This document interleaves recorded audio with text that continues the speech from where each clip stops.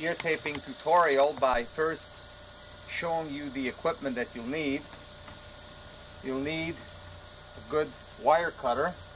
This we use for cutting up the coat hangers as well as the rod portion of the coat hanger. You'll need some good scissors. You'll need 1/2-inch waterproof tape, Johnson & Johnson. And then you'll need 1-inch waterproof tape as well as 1/2-inch cloth tape. And later on, as the puppies get older, we'll show you also how to use moleskin in various areas for additional padding. On a very small puppies, moleskin is impossible to use. And you will also need a coat hanger, and you will also need some cotton balls. And we will show you how to utilize the cotton balls and how to build the earplugs for the correct ear set. And last but not least, I guess we'll need a Doberman, because that's it. We'll show you how to make the plugs. First, you start off with a coat hanger, and these portions of it you don't need.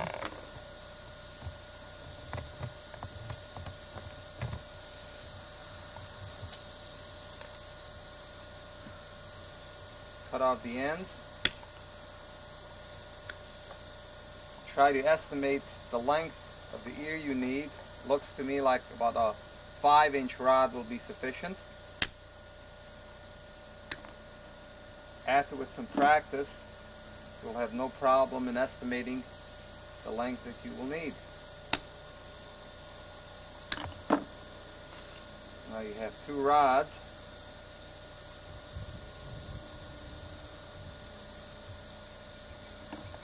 They're basically like this, and this is what's going to be inserted in the ear, and this is what gives the support to the ear. Now we take a little cotton ball, just roll it a little bit, stick a little portion of it in there.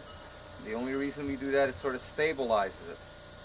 Now what we try to do is get a nice round ball up there. Then we take a piece of the cloth tape. The reason we prefer cloth here, it's a little bit softer. It will be touching the ear, so consequently we want to stick with the cloth versus the waterproof tape. Put a little loop up in here like this. Gives you an idea where all these sharp edges, if you will, are now covered with cotton to give a little better padding in the ear. If my hand is the ear, this is the portion that's going to go inside the ear itself. Okay, now let's get the other one done the same way. Another cotton ball. Make a little point. Stick part of the point in there. Careful not to stick too much of the point in, because again, the cotton we want on the outside, not on the inside. Approximately 2.5 inches of cloth tape. Again, just loop it around once. It's not necessary to loop it both ways because you want the cotton exposed. It's only doing this to just hold the cotton in its place. Okay? Next portion, we take off a little bit of the 1/2 inch. I would say approximately 1 inch. You just sort of set that aside. Pull off another 1/2 inch. Set that aside. Then we get the 1 inch tape out. What we're going to do is make the stick sticky. So the sticky side has to be up. We take the 1/2 inch, put that right in the middle. Put that just like this on the rod. And what it does, its only purpose is to secure the 1 inch tape so it doesn't slip on us. Now all we do is just a nice circular motion, sticky side to the outside, just keep turning it. Try to keep it fairly tight, try to touch the tape as little as possible so that you do not lose the stickiness. When you get to the end, just snip it. I usually like to tuck the rest of it just a little bit back inside. It sort of holds it. And then these also make excellent place to lay these. The reason for that is the whole sticky part is not laying on a flat surface, but just laying on two edges. So we have one that is done. Now I'll go through and we'll get the second one ready.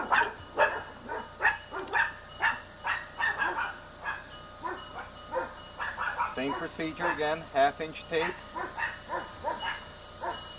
on the 1-inch tape. Then we'll lay the 1/2-inch tape up here and just start rolling.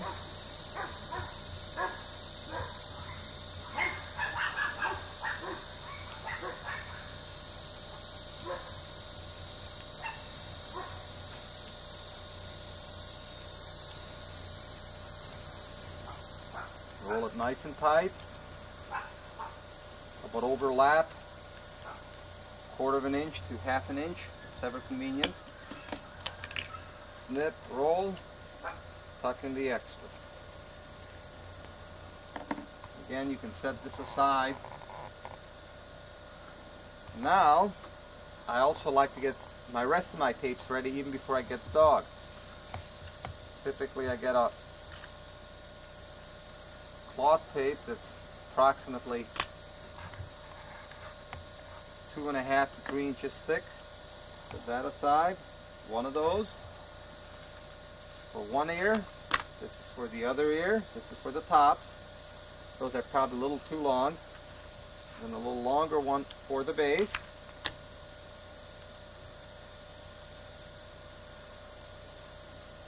And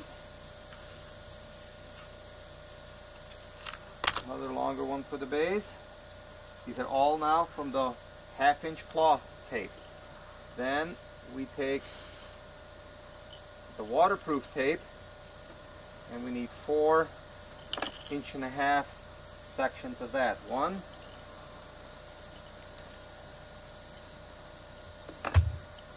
2,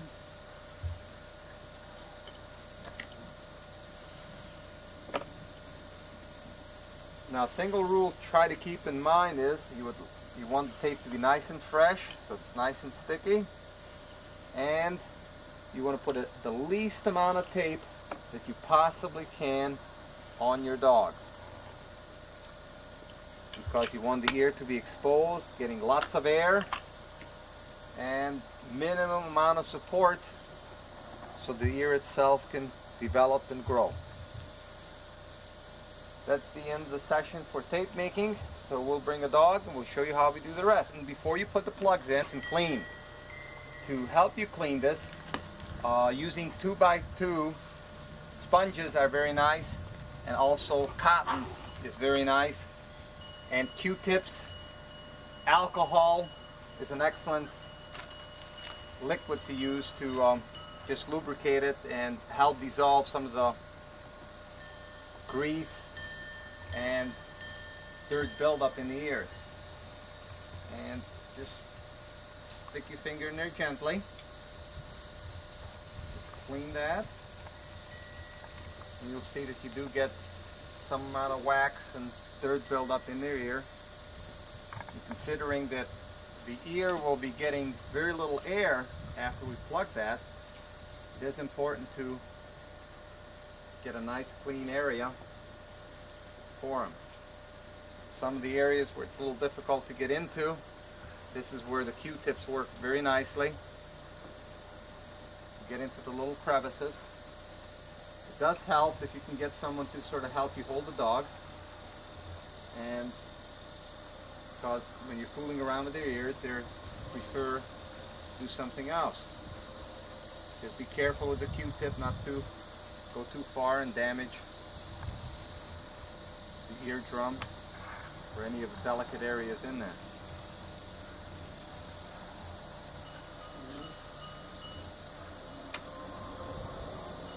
Okay. Now we have the ear clean.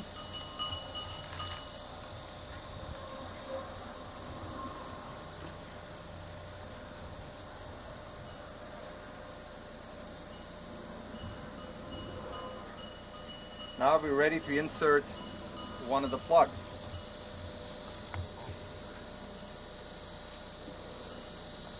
Take the plug, hold it at the very tip, slightly, gently work it into the canal as deep as you can. Stretch the ear, and then take one of the small cloth pieces you made. Start it right about the middle. I prefer to go as high up as I possibly can. Just go around once. Don't go around 2-3 times. Just once is enough. This allows as much air as possible to the ear. If you remember, that was one of the rules we had. Have as much air as you possibly can. Now on the bottom, okay, we will take and put another piece that's a little longer. Now we'll show you a variation that you should pay attention to. Sometimes the edges of the ear are still raw from the operation. If that is the case, best to take a Band-Aid and then just take and cut the Band-Aid down, so the only part that you have is the center portion that has the little gauze. And then just take that portion and lay it over the edge, just like that, and that protects it. And then you can take your tape and go over that. Start this at the bottom. Now there's a little fold here. I prefer to always fold the fold back instead of folding it forward. Fold it back slightly, come around, again not too tight. Now this little gauze area that we had, now just fold that back, it's out of the way. Come back down. Tuck that. Any excess you can cut off.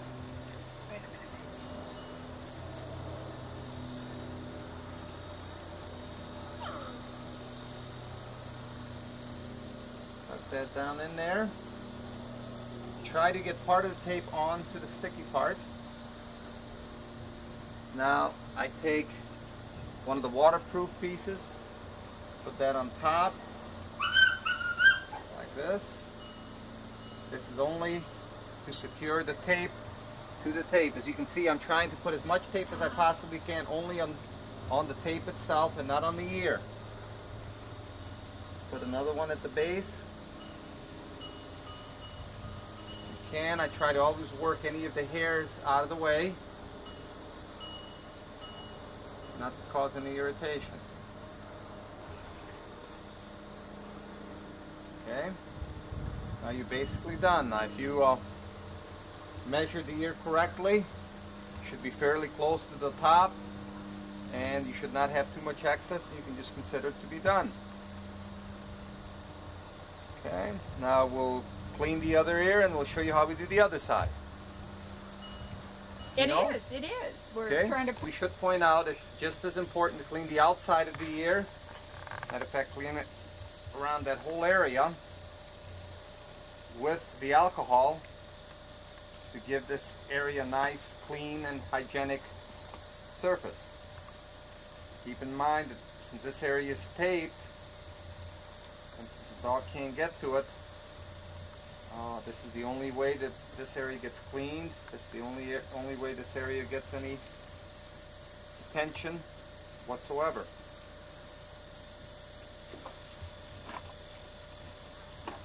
Take your time again and just clean that.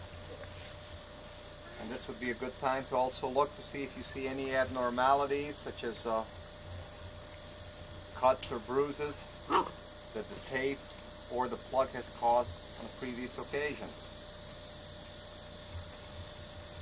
Also, it makes a lot of sense at this time to take some BFI powder, which is antiseptic, and just douse the ear.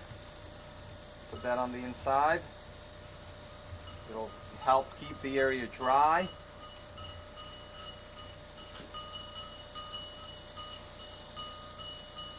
And make your dog white as well. Now we're ready for the other plug. Basically do the same way again. Hang on to the very end. Take the cotton portion. Work it down slowly.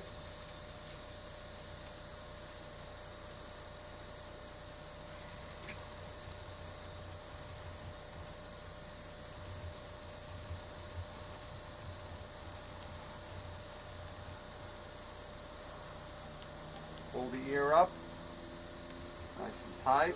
Hold your finger on it. Start in the middle, wrap around once, keep it high. Get it up here, cut. Now if we had a raw surface, you can do the same thing on top with the Band-Aid that we did on the bottom of the left ear. This time, since these ears are all healed, we will not be using the Band-Aid at all. That was only for your demonstration purposes earlier. But you could put Band-Aid at every exposed edge, so that's two places, one on the bottom, one on top, if that area is raw and not healed. Again, we start at the base.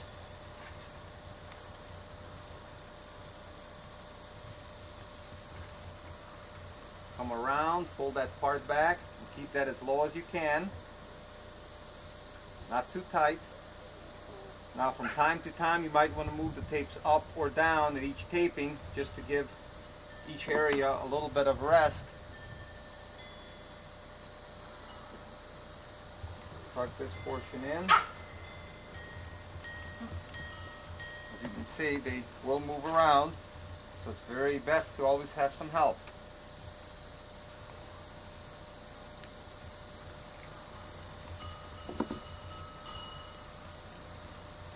Tape.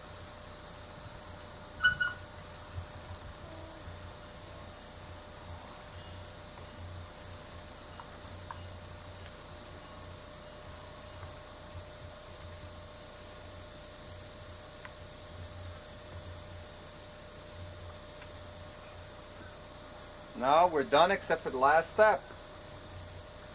And for that we'll have to get some more tape.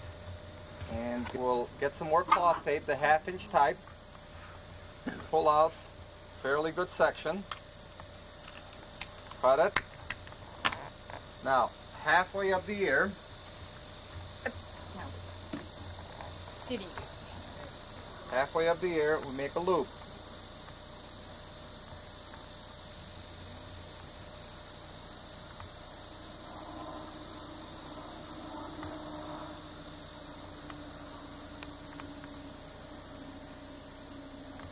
This is just looped around, just pull the ear, you can sort of see that. Again, around the ear it's fairly loose, and you tape it to itself. Come back around, you do the same thing on the other side.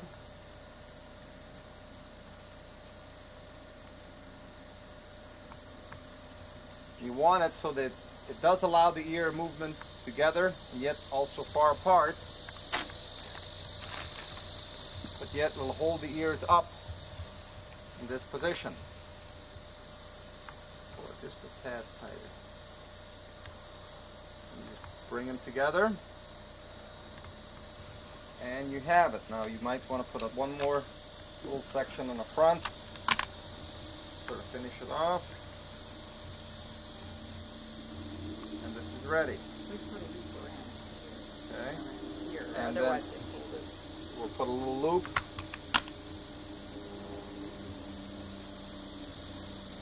back in here.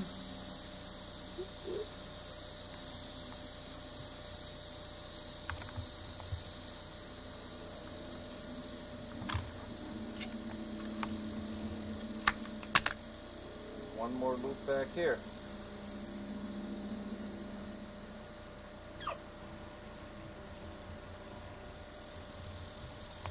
Okay.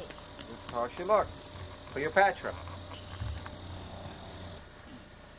Now we are going to show you a couple of variations of making plugs. There's two products we'll tell you about. One is the Zonus tape and one is the cloth tape, except it's a little bit wider. We'll go and start again with the coat hanger.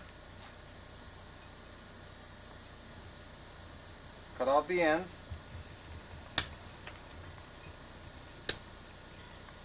Like to nip the ends again to get a nice clean start.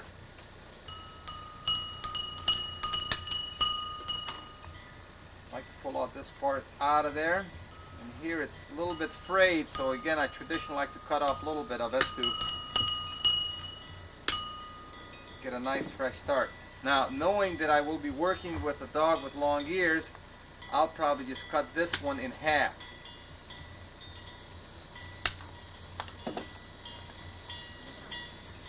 Now we have two relatively same length pieces. We're going to start with the cotton. Make a little ball to start it.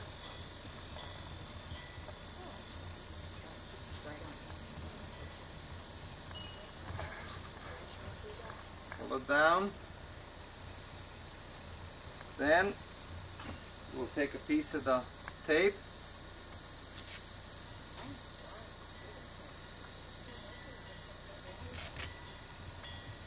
And really what I'm doing now is I'm taking the 1-inch tape and splitting it, because all you want it is just to hold the ball, cotton ball, in position.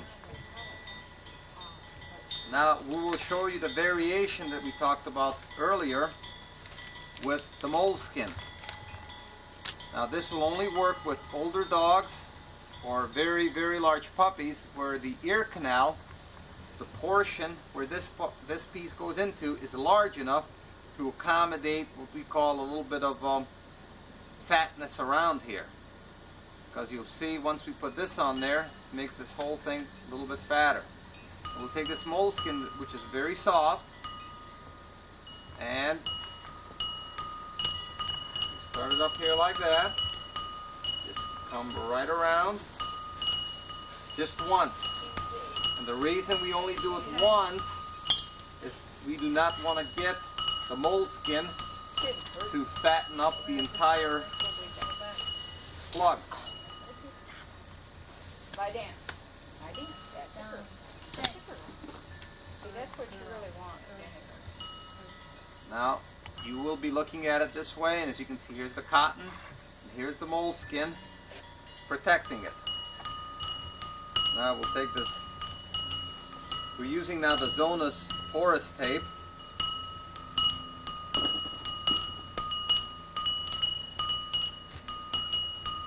Again, I'm going to take a little starter piece, if you will. Put it on there.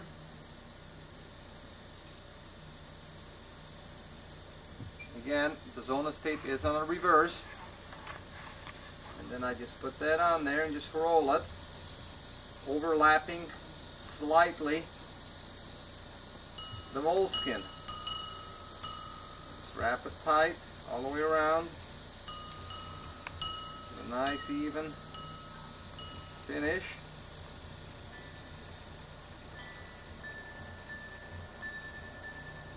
Okay, I like to go around one time. Cut that. Basically you're done. You can fold that in, or you can also take a small portion of it, just go around the top, sort of hold it. I need very little bit of it.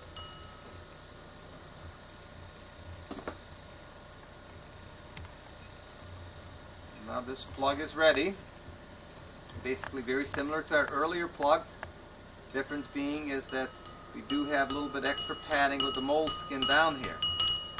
Again, this will only work with dogs that have a larger ear canal, because since this is fatter, it's too small of a hole, it will just not fit in there.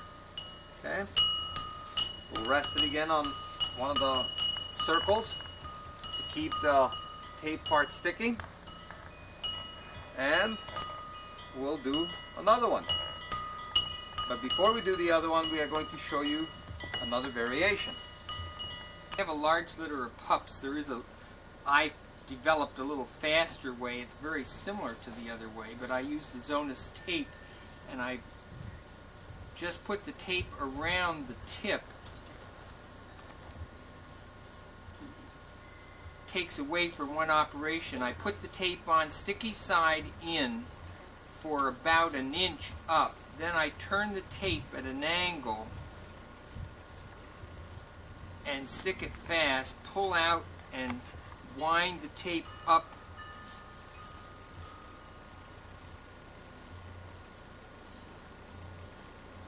to the top. That is the sticky side out. And to prevent the tape from pulling down, I just put a little piece across the top so that the tape doesn't slide down the post. It's ready to insert in the dog's ear, the same as the other method. It's a little faster for me, and it works just as well. I don't have as much. I have a little bit of a knob down here, which is similar to the moleskin, but it works faster for me. Okay, we're going to give you another demonstration on taping ears. As before, the first thing we are going to do is clean the ear itself. We're using a Q-tip, alcohol. Again, we're trying to remove the wax, dirt, and any other debris that build up under normal activity in the dog.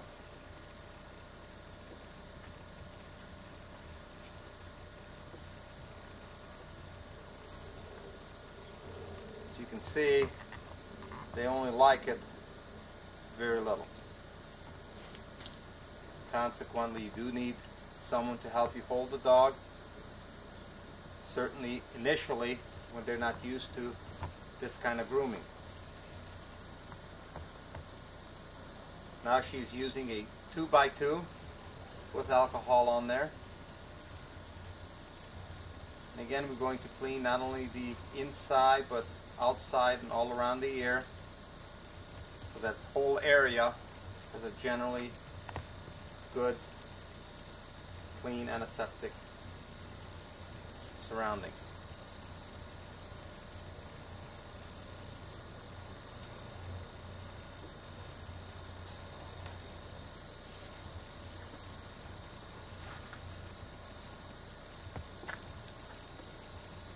Don't be afraid to take your time and do a thorough job, considering that the taping is going to be up for several days, so consequently this area will not get attention again now until the ears do come down. One more time, we are going to powder it.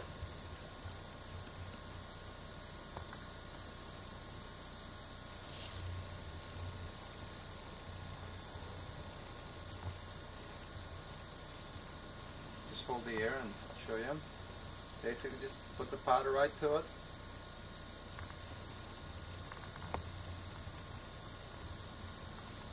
Again, this will allow the ear to be nice and dry. Now we'll take the plug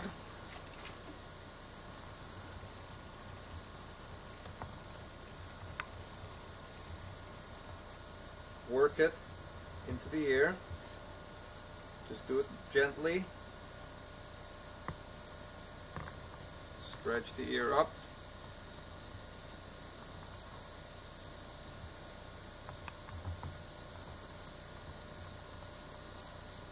Take one of the small tapes.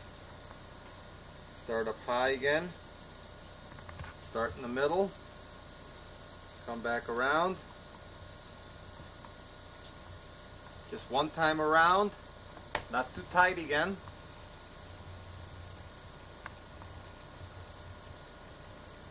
Clip the excess. Now you're ready for the base. Start low, come around slightly. Fold this portion back, come around again.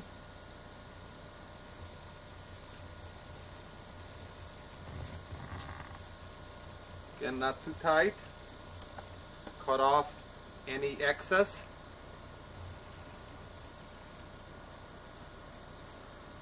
But be sure to have it long enough so that you do get a good adhesion.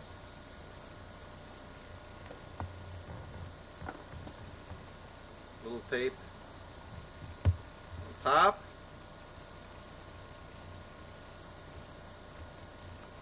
Little tape on the bottom.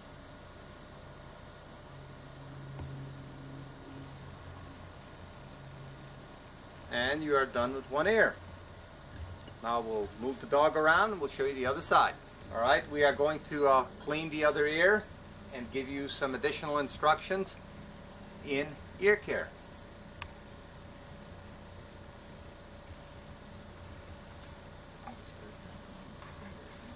You can see she's working down deep inside in the cleaning. And with the alcohol, and she will also explain to you some of the signs that she looks for in case of ear infection or ear problems. If you have good light, you can look down in it and see if there's any problem. But when the ears are up, we check them almost every day. If you smell them, you can smell infection. If they smell bad, take them down right away.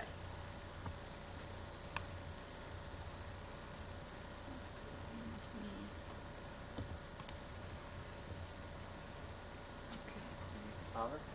Oh, yeah. Yeah, powder. Powder's here. Come here.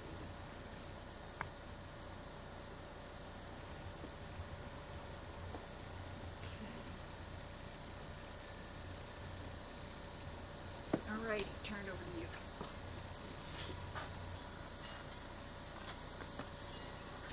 Going back to the plug, it's very similar to before. Gently work the plug down into the base of the ear. Now it is important to get this as low as possible without injuring the dog. Otherwise, this lower portion is just going to flip out. Hold the ear up. Hold it in position. Time out.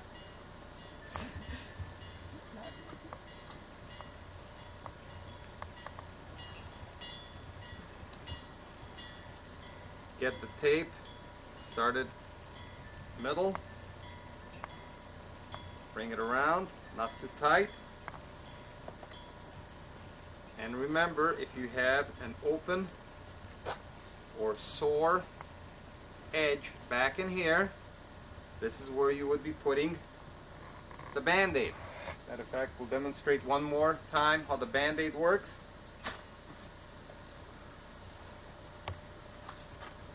You start with an ordinary Band-Aid.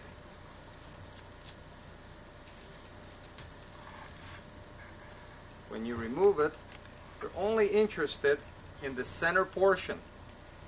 The rest is really irrelevant. So all we do is take this and cut this off.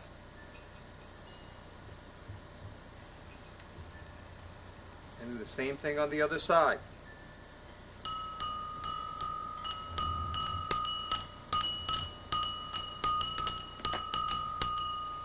So we're only talking just the gauze part of the Band-Aid. And typically, if the tape is going to come across here or up on the ear, this is where you would need the protection. So you just fold it so, and this is where you're going to be having it. I'll leave this in position so that it acts as a little buffer against the tape hurting it.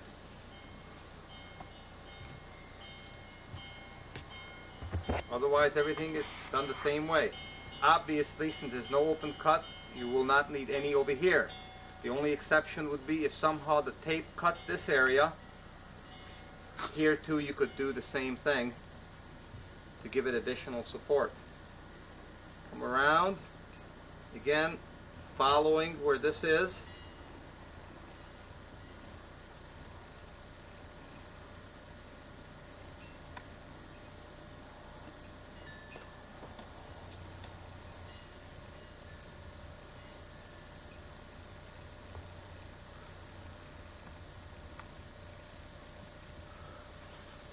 Now we have the padding underneath here. We have the X crossing over that.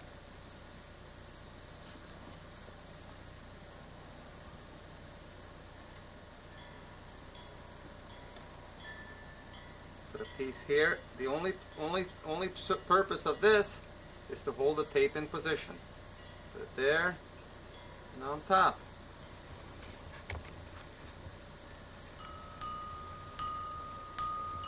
See, the ear now is taped, other than the band that we have used, let me have her head, in the front to hold that. Although if you look at it from here, you can see that the ears are erect. It does give her a chance to use it. So once you tie it together, the ears will be the way that you want it. That's the end of our. You can see basically now that they are at the correct height. Beforehand, one was just slightly longer, and this is how it should be looking once you are done with the dog. A couple of things we should point out is that you should check these ears often. If you are getting swelling in here, you have the tape too tight. Consequently, you should take it down and loosen the tape up. You should smell the ear at least once a day, if not a couple of times a day. This will give you a very quick sign for infection. Also, the ear should not be up for more than a week. Matter of fact, if you see that there's any problem developing, you should even take them down sooner. Leave it down, at least for a couple of hours, oil them, clean them, give them some air, then you can put them back up again. It's better to take them down sooner than later. Consequently, you will not have infections develop, and you will not have any scar tissue that would be detrimental not only to the health of the dog, but also the way the ear would appear.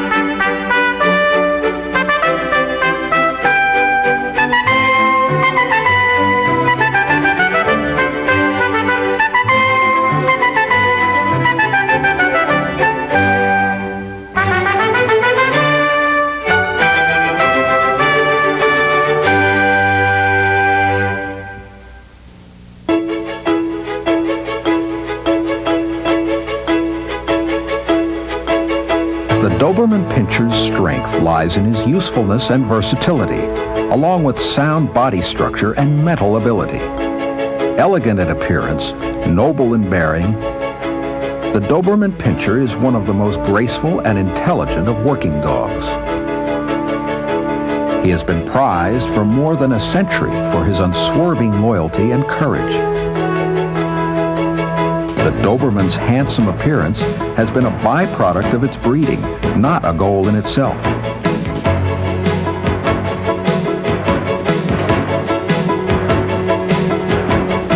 The breed derives its name from Louis Doberman, whose breeding experiments were reputedly involved in the breed's early development in Germany in the late 19th century.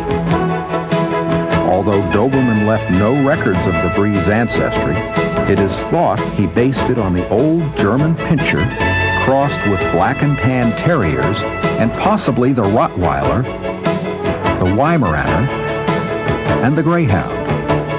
The Doberman Pinscher found immediate favor as a guard dog, rescue animal, and utility dog.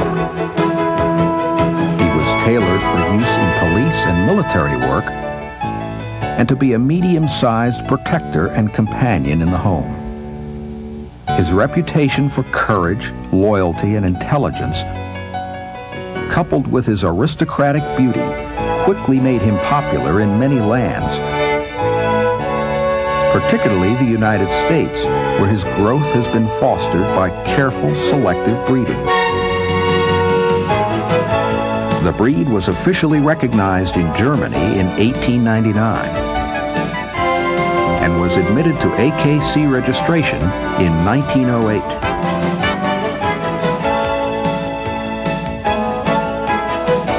You'll be seeing many Doberman Pinschers during this presentation.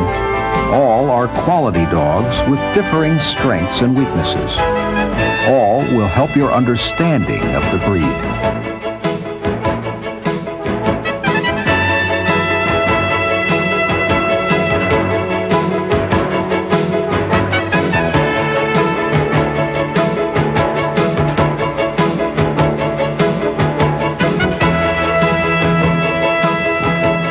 In general appearance, the Doberman Pinscher is a medium-sized dog, square in build, compact, muscular, and powerful. He is capable of great speed and endurance, with movement that is free, balanced, and vigorous.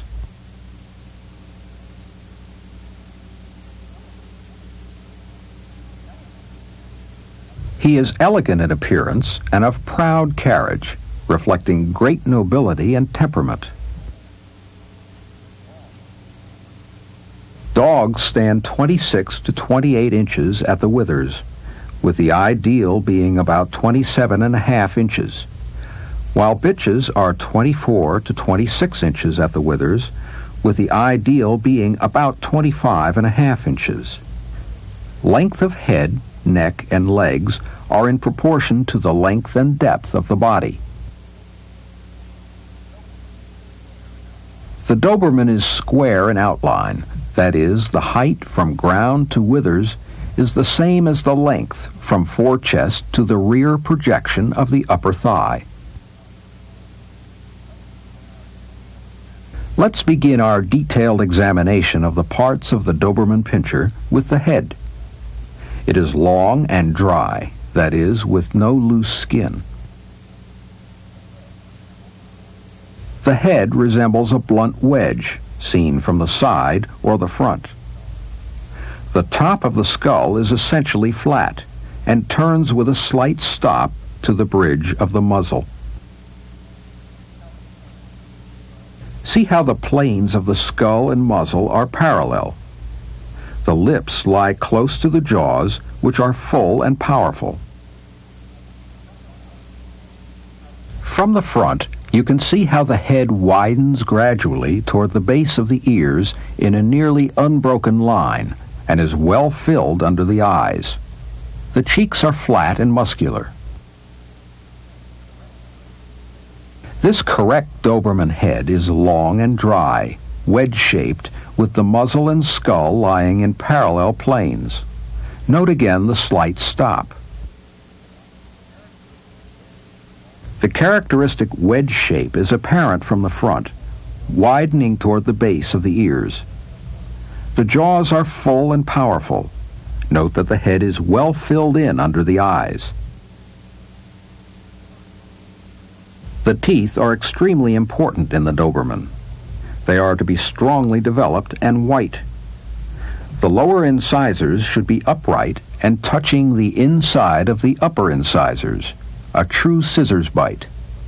42 correctly placed teeth, 22 in the lower jaw and 20 in the upper jaw. It is very important to make sure the required 42 teeth are correctly placed. Distemper teeth shall not be penalized. Dogs that are overshot more than 3/16 of an inch or undershot more than 1/8 of an inch are disqualified, as are dogs with 4 or more missing teeth. Being able to check teeth quickly and accurately is an essential skill in Doberman judging. First, check the incisors and the bite. Then, with the head tipped upwards, check the back of the upper jaw and the back of the lower jaw, both sides, and then the top of the front of the jaw and the bottom of the front of the jaw, both sides. You can see that this dog has 1 missing tooth. With a little practice, it can all be done in less time than it has taken to describe the procedure. Handlers should practice the technique so that they don't require lengthy instructions from the judge.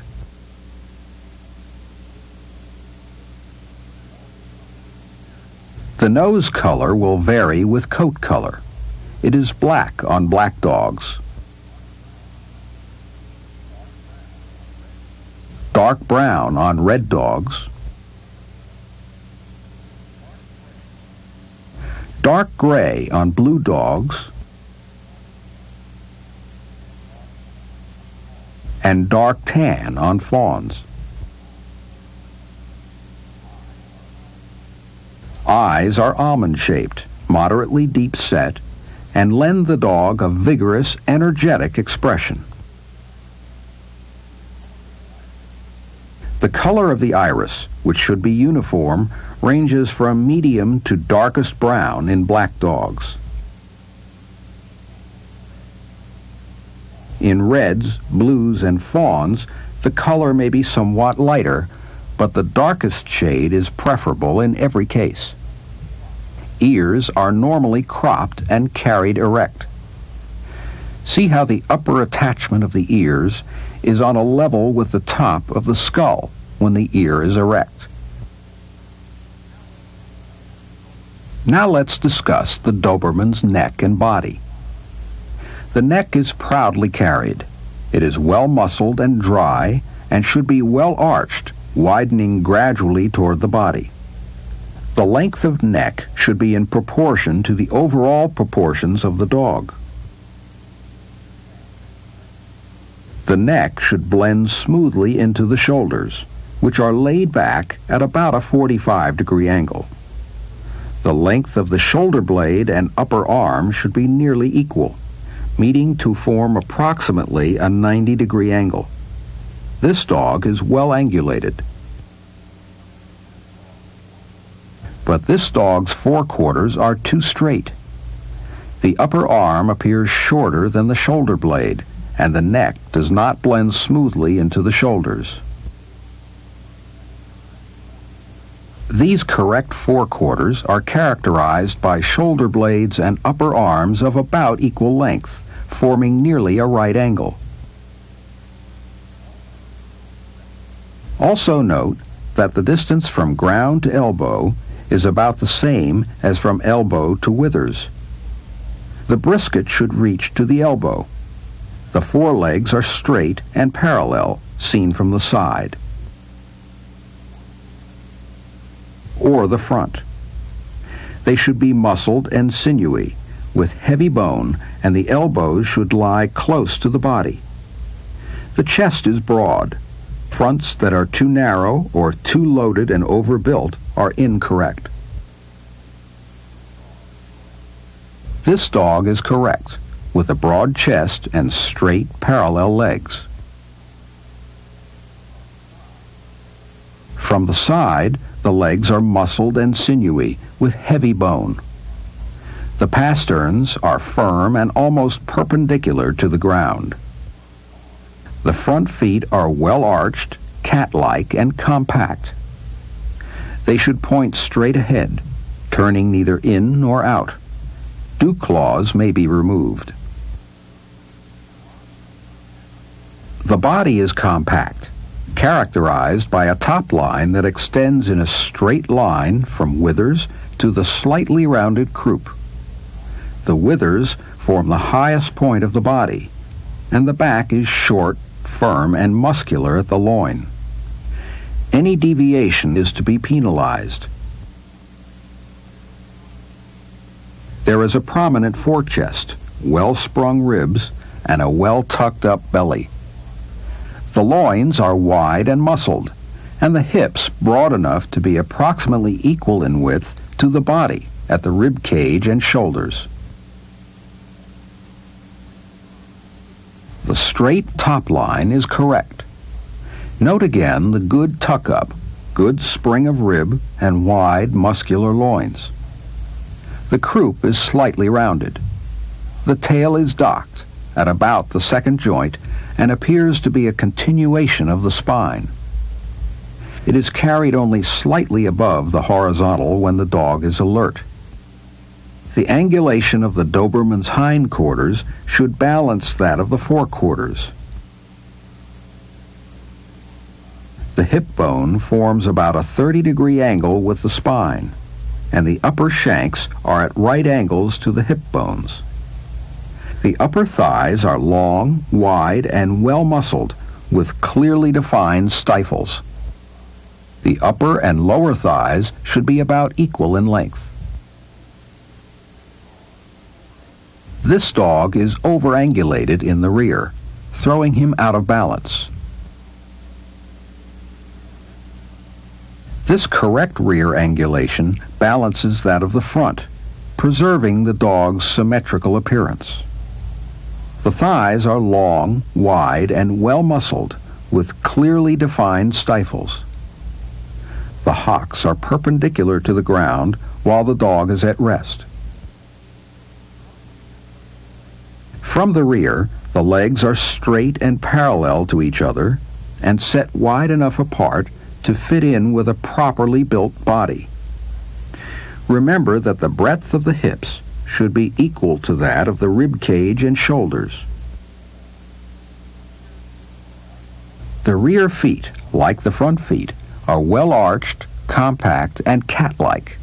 They should point straight ahead. Now let's discuss the Doberman Pinscher's coat and coat color. It is smooth, short, hard, and thick, and lies close to the body.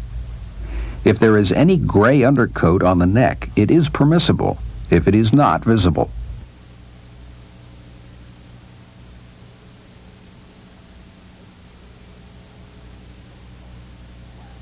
Coat color may be black, red, blue, or fawn, sometimes called Isabella. Whatever the coat color, markings are rust-colored and sharply defined above each eye and on the muzzle, throat, and forechest, on all legs and feet, and below the tail. A white marking on the chest is allowed, as long as it does not exceed a half square inch.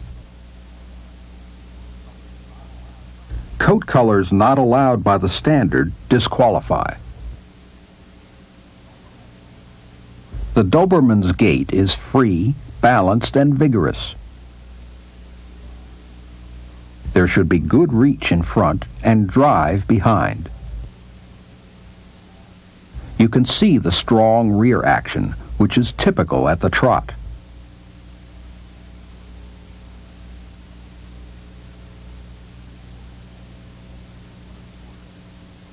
Coming toward you, the legs should not be thrown either in or out.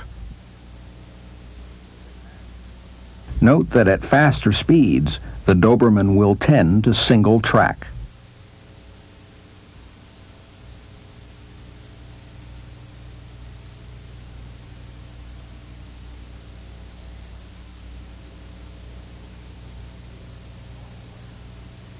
Going away, the rear legs follow in a straight line behind the front legs. The hocks should remain parallel.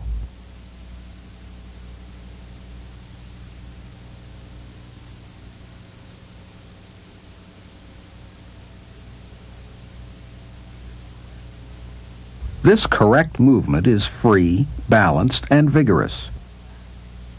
See how the back remains strong and firm.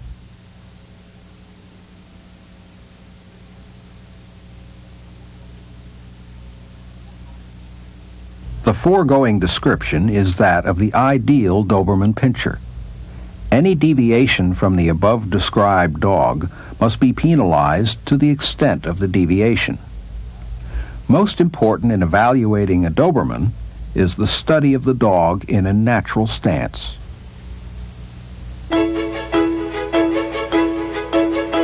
Finally, a word about temperament. The Doberman is always energetic, watchful, determined, and alert. In keeping with his history as a watchdog and guardian, fearlessness, loyalty, and obedience are of primary importance.